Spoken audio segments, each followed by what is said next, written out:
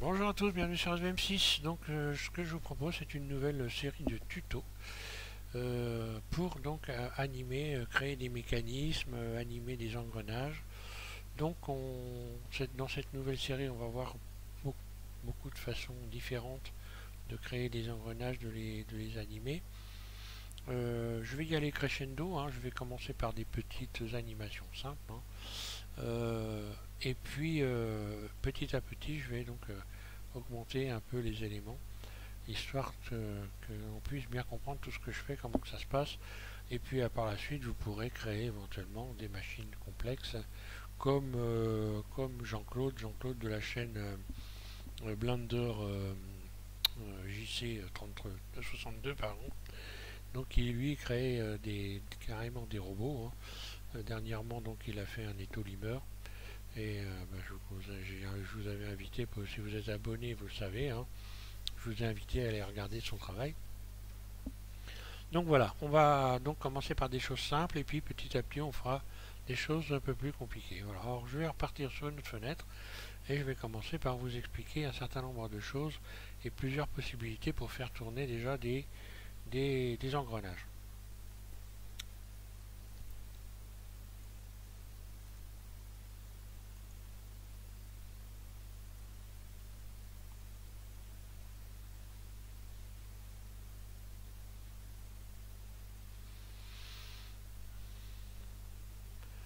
Voilà, donc par exemple ici si j'attrape cette roue là, que je fais une rotation sur Y, on voit que toutes les autres suivent correctement, que les dents sont bien positionnées. Donc on va partir sur une roue simple comme ça, un engrenage simple, et puis on va commencer à rajouter ici des contraintes. Lorsque vous cliquez ici sur cette icône, vous avez les contraintes. Et on va utiliser toutes ces contraintes. Donc dernièrement, on a utilisé la contrainte de transformation et puis les contraintes de rotation. Donc je vais revenir dessus parce que c'est important évidemment de bien connaître ces tableaux pour pouvoir créer des mécanismes complexes. Alors je vais repartir sur où je vais tout supprimer tout simplement. Voilà, je sélectionne tout, X, supprimer. D'ailleurs j'aurais pu garder une roue, enfin c'est pas grave. Donc, mais de toute façon il faut que je vous fasse voir où vous les trouvez. Donc pour retrouver ces roues dentées, vous allez ici dans Mécanical, oui, Mécanical. Et vous allez donc ici dans Gire, vous sélectionnez Gire, vous avez donc une roue comme ça qui vient apparaître au centre de la scène. Si vous ne l'avez pas, il faut aller dans les addons cocher mécanical, ou alors si vous ne l'avez pas du tout, parce que je ne sais pas si dans la version de 8 de Blender elle est intégrée, il faut la télécharger tout simplement pour avoir ces dents là, hein, ces roues toutes préparées. Alors, on va voir qu'on peut les transformer après, puisque ici on a dans cette fenêtre la possibilité d'augmenter le nombre de dents, hein, alors je vais rester sur une base simple à 12 dents, je ne vais rien toucher pour l'instant.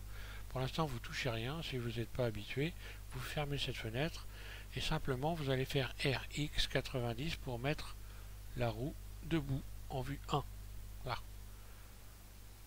Ok. Alors, je reviens en mode objet et vous faites Shift D. Vous dupliquez votre roue, vous avez donc une deuxième roue, vous venez la positionner pour que les pignons, comme ça, les dents se correspondent. Voilà. Donc on va voir qu'on a plusieurs façons, plusieurs possibilités pour animer ces deux roues, déjà pour commencer. Donc je pourrais déjà par exemple ici aller directement dans la timeline, puis sélectionner une roue, par exemple celle-là. Là ici j'enclenche l'animation, j'enclenche une image clé, par exemple. Je vais lui faire un tour dans un sens, donc je mets mon curseur le long de la ligne bleue ici, puis pour me repérer, hein, pile poil, puis je fais R, et je fais donc, pardon, j'ai enclenché une image clé, je déplace ma timeline ici, voilà, je me mets sur la ligne bleue, je fais R, je lui fais faire un tour complet, comme ceci, voilà. Puis celle-là, c'est pareil, je vais lui faire un tour, mais dans l'autre sens. Voilà. J'enclenche l'image clé, je ramène mon curseur de timeline au bout, et je vais lui faire un tour R dans l'autre sens. fait quand disons quand je lance l'enregistrement, voilà, quand je fais la lecture, voilà ce qui se passe. Donc on voit bien tous les pignons vont bien ensemble, hein. Bon, j'aurais pu les faire tourner plus vite évidemment, hein. Donc bon, ça c'est une façon de faire, mais c'est pas ça le plus intéressant pour faire des animations complexes. L'idéal c'est d'utiliser les contraintes. Donc là je vais supprimer X toutes mes images clés, X les images clés, voilà, donc là il n'y a plus d'images clés. Alors on va commencer par les contraintes.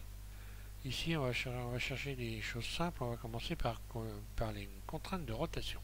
Contraintes de rotation, donc dernièrement j'ai fait un tuto là-dessus pour faire tourner les roues d'une voiture, donc rien n'a changé. La rotation là, elle se fera évidemment sur l'axe Y ici, hein. Donc c'est l'axe, sur cet axe là que les roues vont tourner. Donc j'ai pas besoin ni de l'axe X ni de l'axe Z, n'est-ce pas? Cette roue là elle s'appelle gire, et celle-là elle s'appelle gire 5. Enfin, voilà, parce que j'en ai supprimé et elles sont restées, alors c'est pas grave. Normalement c'est un gire 1 et gire, voilà. Bon. Donc là, celle-là s'appelle gire 5, celle-là s'appelle gire. Voilà. Donc je vais déjà commencer par sélectionner la cible. La cible, c'est l'élément qui n'est pas sélectionné. C'est-à-dire que là, la cible, c'est cette roue-là. Cette roue-là qui s'appelle gire. Donc je commence à sélectionner gire. On voit qu'il y a une ligne pointillée qui est venue se positionner entre les deux. Je vais rabaisser ça, voilà, comme ça on verra mieux. Je vais décocher, voilà, je recommence, hein. Donc là, j'ai sélectionné cet élément-là. Ici, je vais sélectionner gire. Là, on voit qu'il y a un trait qui est venu se pointiller, qui est venu se positionner. Donc, il y a un lien entre les deux éléments. Et puis, donc, je veux que lorsque je fais tourner donc gire, c'est cette roue-là, eh bien, ma roue qui est sélectionnée ici va tourner sur l'axe Y inversé. Voilà. Donc, si j'attrape cette roue-là et que je fais R, eh bien voilà, je la fais tourner. Voilà, tout s'enclenche parfaitement, j'ai pas de problème.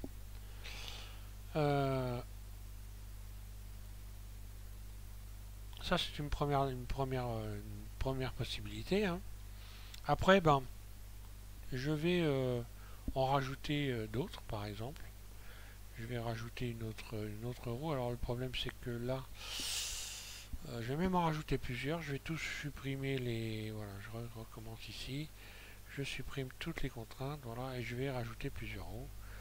Vous dupliquez, alors là ça va être un bon entraînement, voilà, vous dupliquez comme ça, vous déplacez, Shift D, et vous en mettez plusieurs, Shift D, et on va en faire tourner,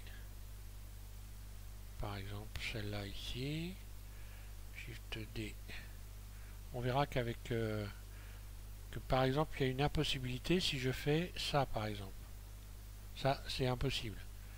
Et il faut au minimum pour pouvoir faire voilà, il faut au moins 4 roues pour que ça aille, hein. Donc pour l'instant je vais mettre ça là, on verra ça après, et puis voilà, ça suffira. Alors je vais commencer par celle-là par exemple. Je vais lui ajouter donc une contrainte. Alors, on va utiliser celle-là comme étant la roue qui commande le tout, hein. Donc celle-là elle s'appelle gire 5, on le voit ici, hein. Voilà, on voit ici gire 5. Elle est sélectionnée là, hein, vous pouvez le voir. Alors c'est celle-là qui va commander toutes les autres, ou alors la gire, ben voilà, gire elle est là. Donc on va les sélectionner à partir de là. On va dire que c'est cette roue centrale qui va sélectionner tout le reste.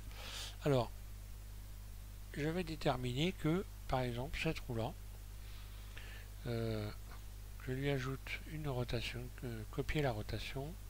Donc, ici, de gire, copier la rotation de gire, là, et en sens inverse sur l'axe Y, là. Donc si j'attrape gire, je fais RY, on voit que ça se passe bien, là. Ensuite, celle-là, il va falloir aussi qu'elle tourne. Je rajoute une contrainte de rotation dans le sens inverse de gire. Donc gire, et on va faire sens inverse, et on va voir ce qui va se passer. Voilà, j'attrape gire, RY, tout se passe bien. Donc celle-là, elle va effectivement aussi tourner dans le sens inverse de gire. Donc j'ajoute la contrainte, copier la rotation. Donc la cible gire et sens inverse R, Y. Tout ce petit monde tourne très bien. Et là par exemple, bah, je vais lui faire l'inverse de celle-là par exemple. Donc celle-là c'est la roue 5 et celle-là c'est la roue 3.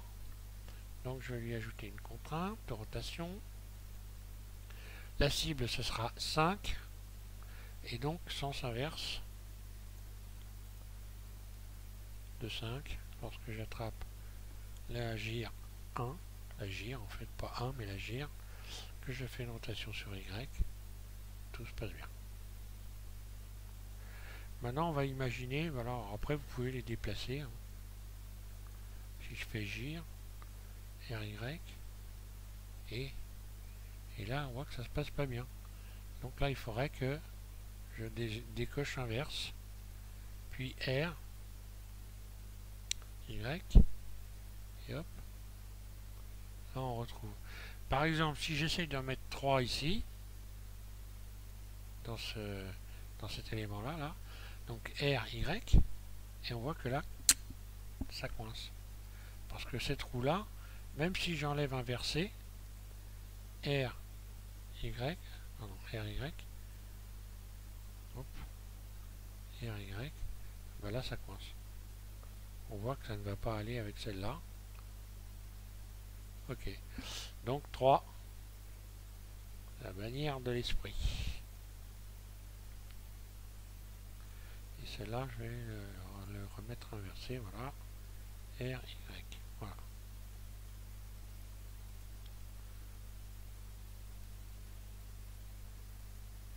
Alors après, une fois que vous avez enclenché comme ça des animations, hein, vous avez rajouté des contraintes, après vous pouvez plus faire des réglages, il faut aller, faut les emmener en mode edit, les objets. Donc par exemple là je vais mettre en mode edit, rotation, voilà. Là je vais pouvoir ajuster, je reviens dans le mode objet, et là, voilà.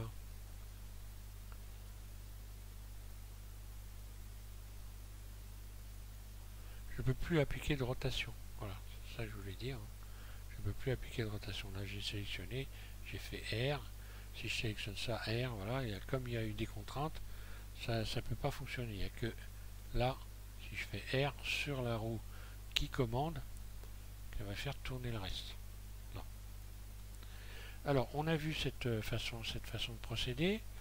Maintenant on va en voir une autre. Je vais donc tout supprimer sauf celle qui est au centre, voilà. X, je supprime.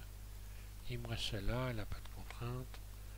C'est très bien, je vais la ramener sur le curseur vers origine et sélection vers curseur. Je la ramène au centre, vue 1. Et je repars là, ici.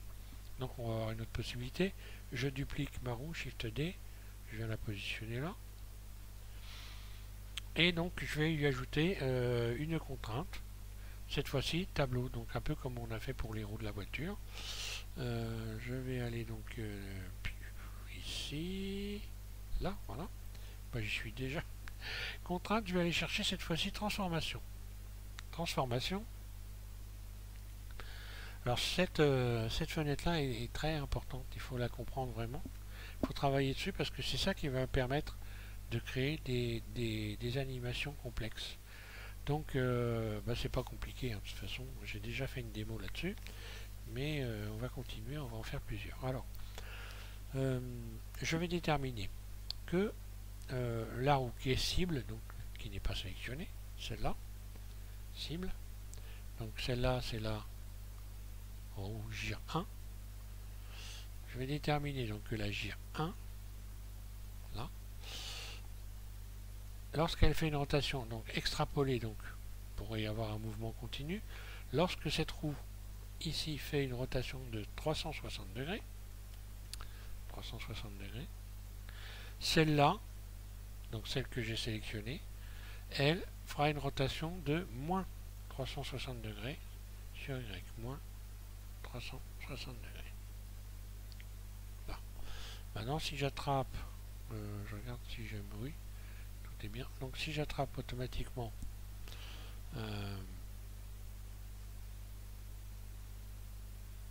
ma roue, donc RY, voilà, on voit que ça tourne correctement. Je vais rajouter une autre roue par exemple. Donc celle-là, ça va être... qu'est-ce que je pourrais faire? Si j'avais une roue plus petite, là on va voir, tiens, je vais faire l'expérience. Si j'avais une roue complètement plus petite, après j'arrêterai ce tuto parce que ça c'est important. On va voir, vous allez comprendre à quoi sert ce tableau en réalité. Donc là on a vu déjà que la partie haute de cette fenêtre là sert à régler l'élément qui n'est pas sélectionné et la partie basse l'élément qui lui est sélectionné. Donc je vais repartir sur une roue plus petite. On va faire une expérience. Donc là je supprime voilà, je supprime les éléments. Là il n'y en a pas et là il n'y en a pas, c'est bon. Ok. Cette roue là je vais la supprimer. X, je supprime la roue. Et cette fois-ci je vais aller chercher, ajouter une roue plus petite que je vais je vais dans Mesh, Mécanical. Je rajoute une gire. Cette fois-ci on va modifier son nombre de crans. Donc là je vais en mettre que 6 à la place de 12. Voilà, comme ça on va commencer à... et puis je vais diminuer sa dimension de la moitié. Donc j'ai pris la moitié ici des crans et je vais maintenant prendre la moitié du rayon. Donc elle faisait 1 mètre et je vais mettre 0,50. Voilà. Vous allez voir qu'il y a une relation entre le nombre de tours et la dimension et le nombre de crans. Puis je fais RX90, voilà, je la ramène là. Je vais me remettre en vue 1. Et je vais positionner, mode objet, je vais positionner ma petite roue ici par exemple, voilà. Donc forcément, elle est 2 fois plus petite que celle-là. Ce qui veut dire que lorsque celle-ci va faire un tour, celle-là fera qu'elle en fasse 2. Donc je vais tout simplement sélectionner cette roue-là, et rajouter donc une contrainte transformation. On revient au tableau de transformation. Sélectionner la cible. La cible, ben c'est celle-là. Celle-là, elle s'appelle gire 11. Donc, gire 11. Ok. Ça vient de s'éclairer. Donc, je vais déterminer que lorsque gire 11 aura fait des rotations, donc 2 rotations, c'est-à-dire pas 360 degrés, mais 720 degrés, parce que là, il faut cumuler les degrés. Hein.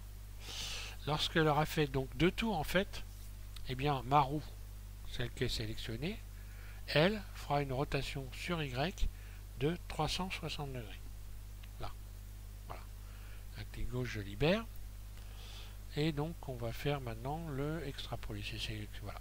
Donc, une fois que je sélectionne cette roue-là, si je fais une rotation RY, oh, pardon, c'est moins 300, évidemment, et lorsqu'elle aura fait 720, celle-là, elle fera moins 360. Parce qu'elle tourne en sens inverse. Voilà. Donc RY, voilà. Automatiquement, celle-là va tourner beaucoup plus vite que l'autre. Logique. Elle tourne 2 fois plus vite.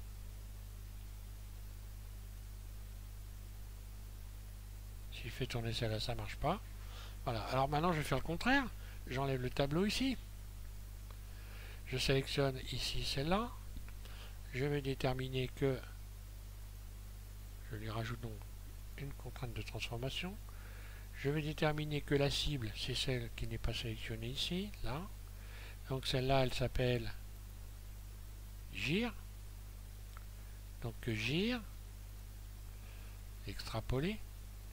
Lorsque gire aura fait une rotation de 360 degrés, eh bien, cette roue qui est sélectionnée, elle, fera moins 720 degrés. Moins 720 degrés. Non. Et cette fois-ci, quand j'attrape la grosse roue, rotation, voilà. Donc si je l'anime maintenant, j'enclenche une image clé, j'enclenche l'enregistrement, une image clé. On va dire que je vais aller à 120 degrés, à 100, à 100. Oui, 250, c'est pas grave. Voilà. Que je lui fais faire un tour à ma roue ici. R. Là, un clic gauche, je libère. J'enclenche la lecture. Et on voit ce que ça donne. Donc là, je vais faire en sorte que ça tourne sans arrêt. Donc, je clique sur le T ici et je vais faire linéaire. Je mets mon curseur dans la ligne de temps et je fais linéaire. Comme ça part directement à la bonne vitesse. Après, je pourrais faire surface ici. Et puis, d'un seul coup, je vais accélérer les éléments. Je fais surface S. Puis G, je déplace les éléments ici. Donc, on voit que la timeline ici, elle est hyper intéressante. Hein. Je peux voilà, accélérer les éléments. Je réduis le temps ici.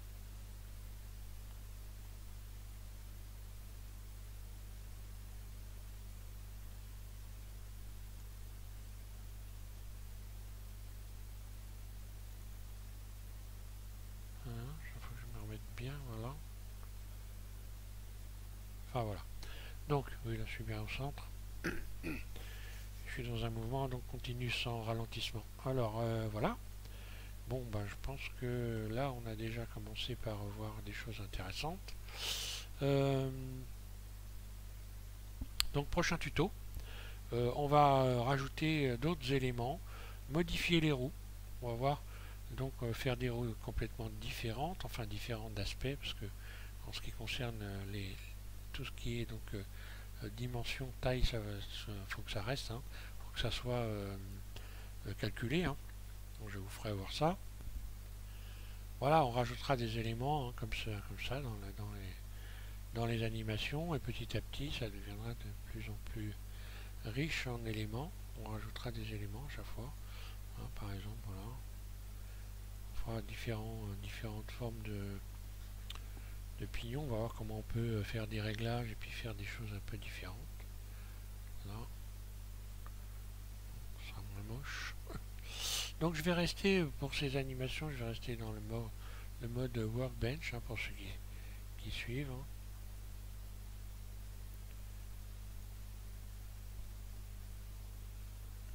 Donc ici le mode de rendu workbench ici. Hein. Donc dans render engine là.